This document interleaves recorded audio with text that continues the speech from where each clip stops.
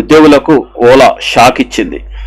500 మంది ఉద్యోగుల్ని తొలగించిన ఓలా కంపెనీ ఈ మధ్య చాలా వివాదాల్లోకి ఇరుక్కుంటుంది. రకరకాల కాంట్రవర్సీలో ఉంది.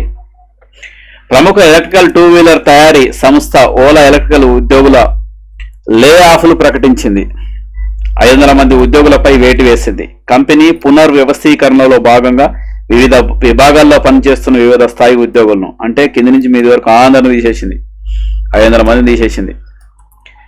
ఓలా సర్వీసింగ్ విషయంలో అనేక విమర్శలు ఎదుర్కొంటుంది. దీనిపై కేంద్ర వినియోగదారుల హక్కుల నియంత్రణ సంస్థ CCPA దర్యాప్తుకు ఆదేశించింది. ఉద్యోగుల తొలగింపు ప్రక్రియ జూలై నుంచి కొనసాగుతుందని సంబంధిత వర్గాలు తెలిపాయి. దశల వారీగా ఉద్యోగుల తొలగింపు ప్రక్రియ జరుగుతుందని ఈ వర్గాలు తెలిపాయి. నవంబర్ చివరి నాటికి లే ఆఫ్ ప్రక్రియ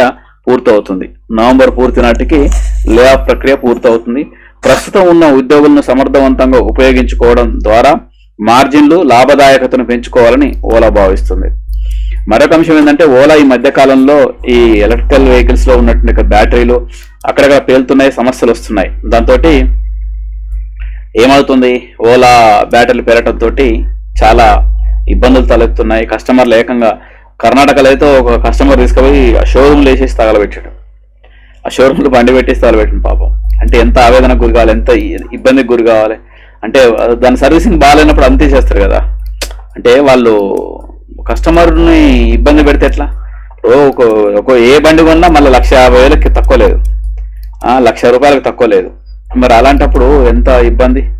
సో ఇది అన్నట్టు ఓలాకు సంబంధించిన ఇష్యూ. Thank you.